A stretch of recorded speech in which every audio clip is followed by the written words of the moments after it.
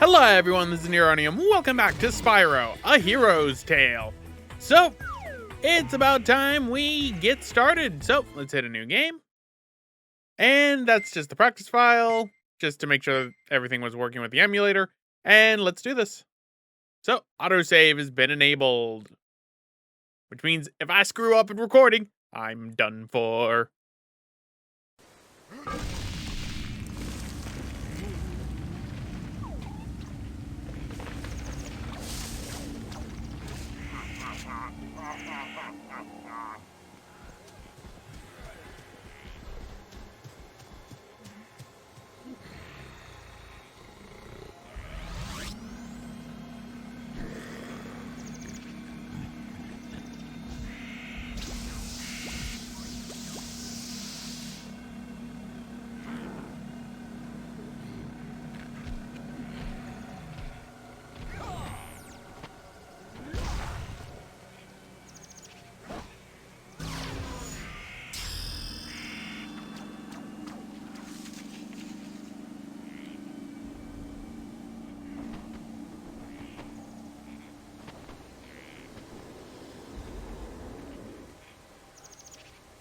That's the fallen dragon, Red.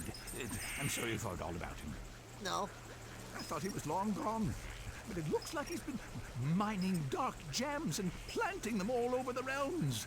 He's even got Nasty Nork and his minions doing all his dirty work.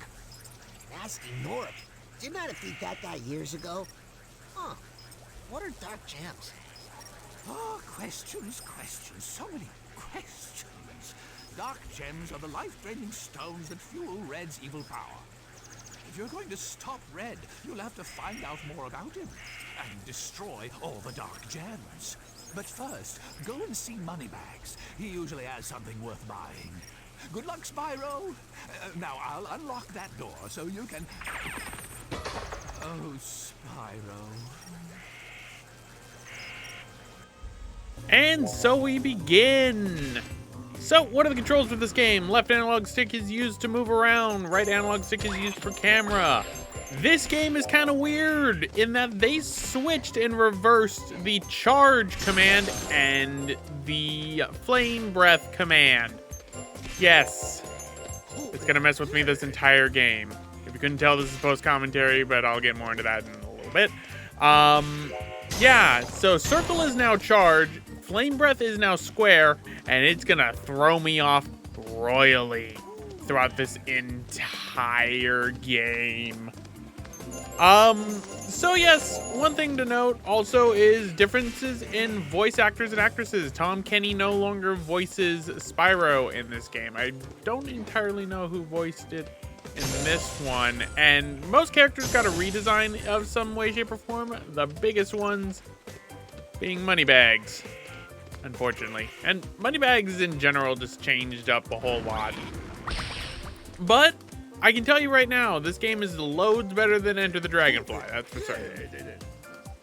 Well, I am not a fan of new money, but it is money after all. So, go inside and buy a lockpick.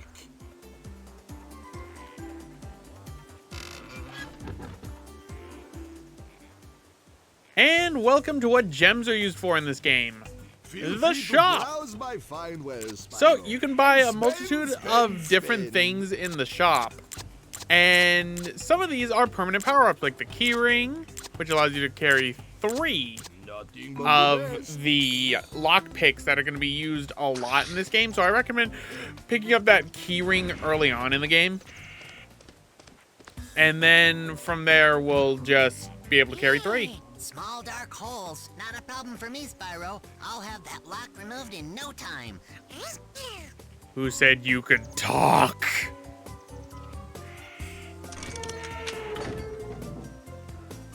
Alright. So, as you can see, we've used up our lockpick. They're one-time use, so you gotta keep rebuying those things. So have fun. Hey there, Spyro. When I zap you with my wand like this, your current position in progress is saved. Also, you lose 1,000,000 brain cells. Wow, 1,000,000 brain cells? That seems excessively destructive. That seems kind of bad. Okay, it's cool. So, yeah. They kind of changed Zoe's design a little bit. And now for something I really don't like. Look at this dark gem. It's pulsating with evilness. Still, it would look nice on an engagement ring. Don't you think, Spyro? Maybe the Dragon Elder can tell you how to smash it into bits. Talk to the Dragon Elder to learn how to smash this gem. I know you'll do it, because you like me. Meet Ember. They act as though we've met her before, we know her, and she's basically just Amy Rose but a dragon. And it's super annoying, but luckily it doesn't appear much in this game at all. So that's a good thing. Yeah, this game kind of goes for a lot of, like, okay, yeah, pretend you know these characters. We're not going to give them any explanation at all. And then go from there. Which is always fun. It's always fun when that happens. But let's talk to the Elder Dragon. Ah, Master Spyro. You must be setting out to stop Red from using the dark gems to take over the world. Yeah, something like that. Hey, who's Red? Ah, Red was once an elder like myself. I'd tell you the whole story, but I'm old and I take a really long time to tell stories. So, how about I just tell you how to destroy the dark gems instead? Ooh, close one. Yeah, do that. To destroy dark gems, you should use your horn dive. So, to double jump, press the X, then the X again while in the air. To horn dive, press the circle after doing a double jump. Yes, horn dive is no longer on the triangle button, it is on the circle button, and it is also very weird. The double jump in this game is interesting. I like it, but I also hate it. Because it's like Crash Bandicoot 3's. It activates at the apex of the jump. And you'll find that when you try to activate it a lot of the times, you'll end up not activating it for some odd reason. And it's very irritating when that happens. It happens to me more later in the game, to say the least. So why is this post-commentary? I hinted at this in the episode 0, that this is a game that has been one of those ones that's just been really hard for me to start for some odd reason. And so I ended up recording this while in a Discord call, just so that I'm not focusing on the game and I can just turn off my brain and get through the game, because I don't get why this game for some odd reason feels like it's so hard to start, because it's not a bad game. It's better than Enter the Dragonfly. Yo, Spyro, did you know you can use the double jump to glide further? So, double jump and glide already, buddy. If you find a dragon egg and get back here safely, I'll open the door. All right, I'm gonna have to say Hunter's new design, pretty good. Pretty good design. For some odd reason, this game is always a hard one for me to start, and that's why it's taken so long to do the playthrough of it, because every time I turn on the recording stuff, I'm like, I don't want to do this. I'd rather do Infamous 2. I'd rather do something else. But I know that the moment I get started and I do a lot of the game, I'll be fine. So it's kind of weird that happens. I had a similar issue with Pikmin, actually. It's one of those games where I would start and then stop and then never pick it up again. And that was kind of the case for this game, because I've never actually played all of this game. The furthest I had gotten until this playthrough was I thought it was the second level. It's technically the third level, but I never completed the third level of this game. I had stopped the live stream at that point. But here is a dragon egg, so let's grab that.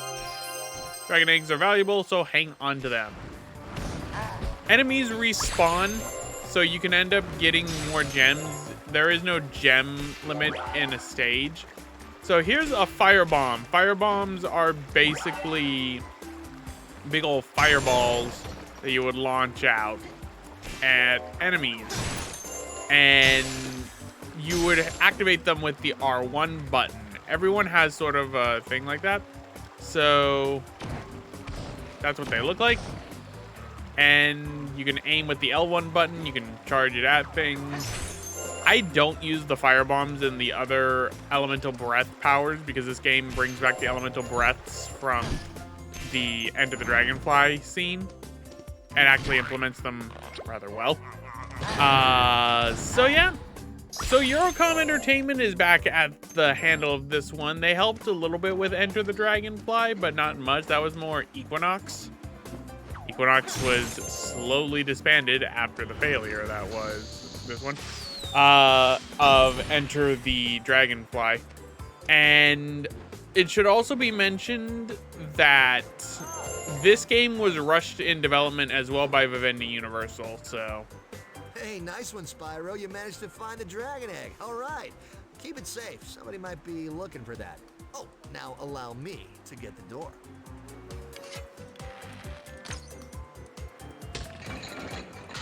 That's amazing, Hunter. You can fire an arrow without having a bowstring. That's amazing. No, seriously, that is simply amazing. There are multiple characters to play through as is in this game. We'll get introduced to them in due time in the next couple of episodes, but as you can see, there is a chest here. Chests use lock picks in order to open them up. Sometimes they can contain different things, such as what our main collectible is going to be right now. Spyro, this is an activation pad for my latest invention, the ball gadget. Of course, to operate it, you'll need to collect 8 power stars. Power stars? Never even heard of those. Oh. Then how about red coins? No? Heart pieces? Gold tokens? I'm at a loss, Spyro. What exactly do you need to collect? I don't know. Light gems? Fine. You need 8 light gems. Anyway, off you go. I'll open the door to the nursery for you. So yeah, Once you have the light gems, approach the pad, and the ball gadget will automatically activate. so yeah, this game tries to be very self-aware with its humor, and a lot of the times it kind of just falls flat and comes off as pedantic. At least to me it does. Luckily, the gameplay is good, otherwise I'd probably never return to this game because I don't like the,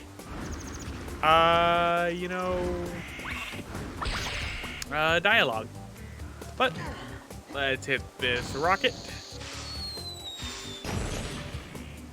Get some gems.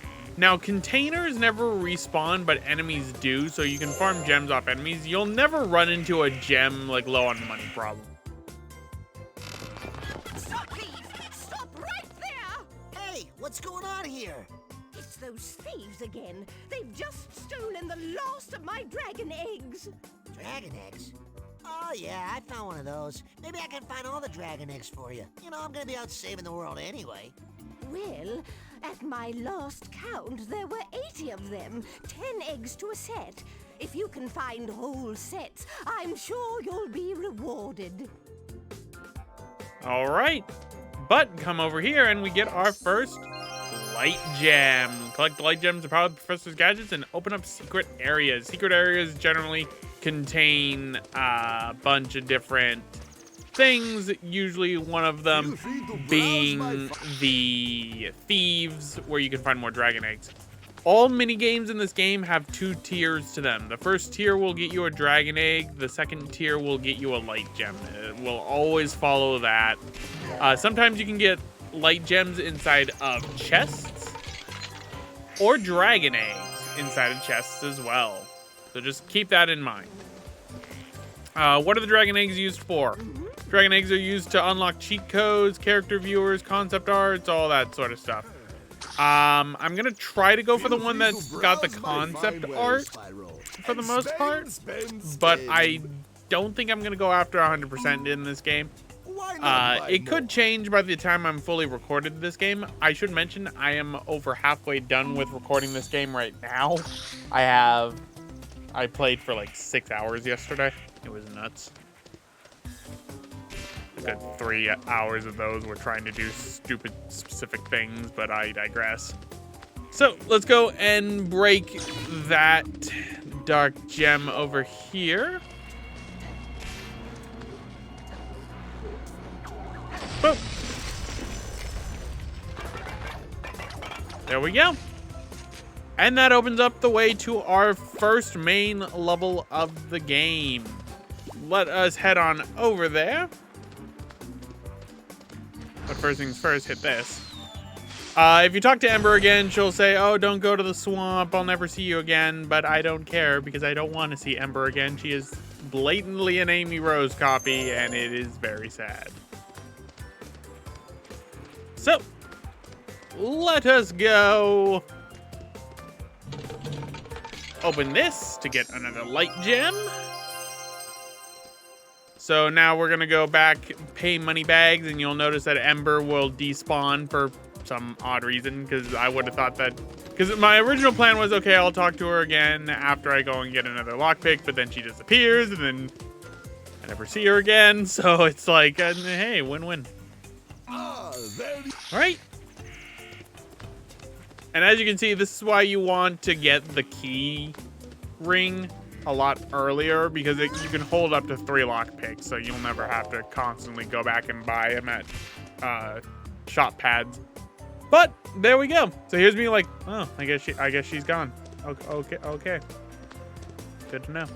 But anyway, guys, I'm gonna end it off right here. This has been Neronium. Next time, we're gonna go to our first main level of the game, and that is a spooky, scary swamp that we can't complete because we need to have certain abilities that we get later in the game, as well as a large amount of light gems that we don't get until way later in the game. So, I will see you all next time, and welcome fully to Spyro, A Hero's Tale. Bye-bye. Hey, thanks for watching.